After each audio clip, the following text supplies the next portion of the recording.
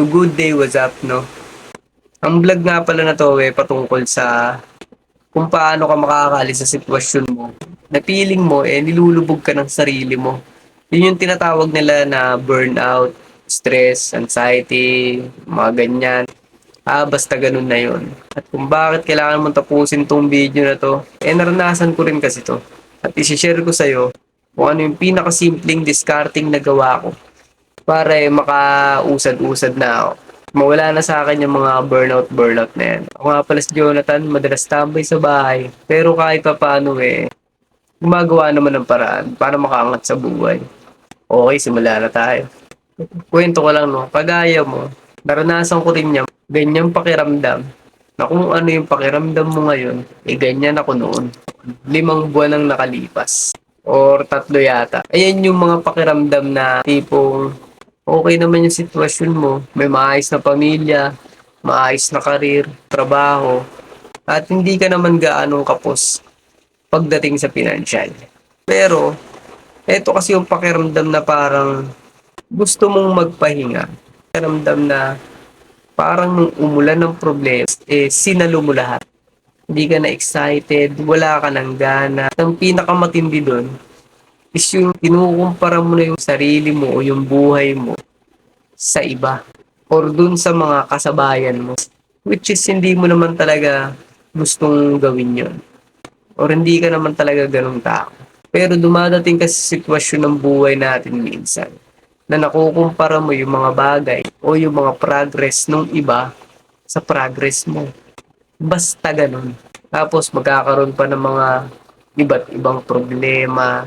Yan yung pakiramdam na parang hindi mo na alam kung ano yung uunahin mo at kung ano yung mga dapat mong gawin. Sama na dun yung pressure sa buhay, yung mga ganong pakiramdam. Yan yung mga sign na nabu-burnout ka na. Kakaroon ka na ng anxiety. Basta ganun yun. Ito yung mga ilang tips na personal kong naging diskarte noong mga panahong nandiyan ako sa sitwasyon mo. Number 1, katulad ng pinakauna kong vlog na may pagkakengkoy. Unang ginawa ko, tinanggal ko yung mga social media sa cellphone ko. Bakit? Siyempre, sa dami kasi na nakikita natin sa social media, minsan makukumpara mo yung progress mo sa progress ng iba. Pansinin mo kapag wala kang ginagawa.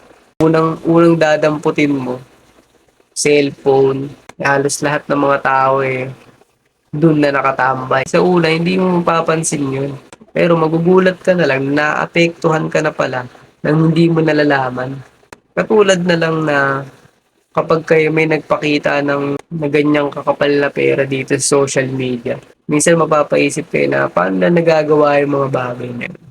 Na nandito ka pa rin sa sitwasyon na akala mo dapat nandun ka na rin sa sitwasyon nila. Basta ganun yun. Yung mga bagay na hindi mo may paliwanag, pero alam mo sa sarili mo na may ganun kang pakiramdam.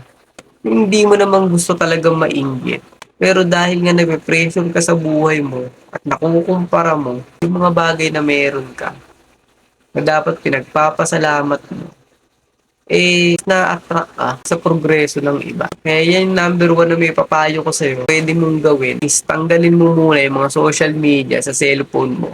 Kahit 1 linggo lang. Testing mo lang. Wala namang mawawala.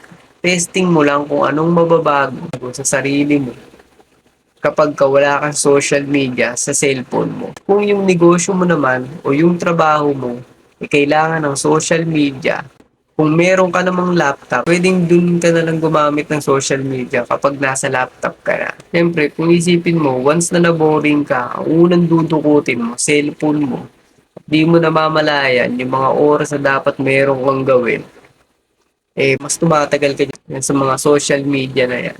Mamamalayan mo, 1 or 2 oras ka na palang nag-i-scroll dyan. Unlike kapag dun ka nag-open ng account mo sa may computer o sa laptop, minsan nakakatamad magbukas ng laptop.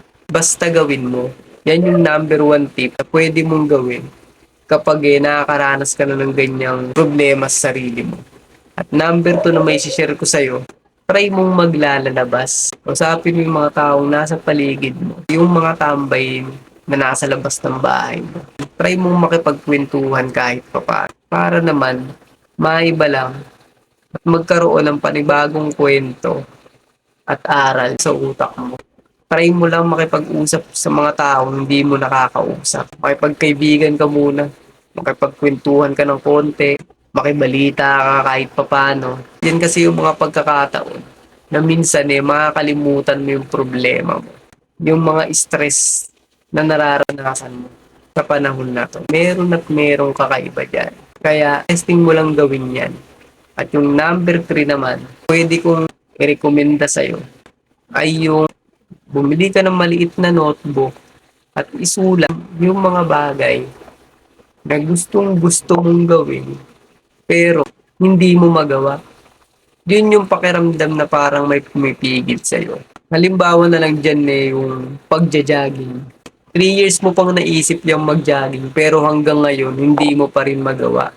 Yan kasi yung pakiramdam na parang may pumipigil sa'yo or talagang busy ka lang talaga sa buhay. Yung ganon, yung parang di mo na maisingit sa schedule mo. Pero pag may pagkakataon naman na pwede mong isingit, hindi mo pa rin magawa. At try mong gawin yung mga bagay na sinulat mo dyan sa papel na yan.